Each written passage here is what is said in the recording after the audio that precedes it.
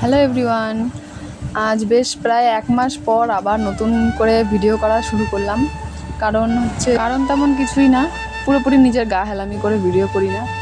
Video করি বলে এমন না যে আমাকে এখান থেকে ইনকাম করতেই হবে। ফেসবুকে সবাই নিজের টুকিটাকি সব কিছুই প্রায় শেয়ার করে, সেই ভেবে আমিও করি। এর বেশি আর কিছুই না, এইটুকুই ভালো লাগা শুধু। আর তাছাড়াও আমাদের হাউস ওয়াইফ যারা, তাদের আর কী কাজ, তাদের তো কিছু একটা নিয়ে তো থাকতে হবে। তো আমি মনে করি আমি এই ভিডিও নিয়েই থাকি।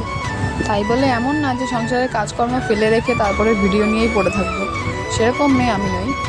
সংসারের কাজ টাজ করে মেয়েকে সামলে তারপরে যদি সময় পাই তখন এই ভিডিও নিয়েই থাকি, এইটুকু বলতে পারি।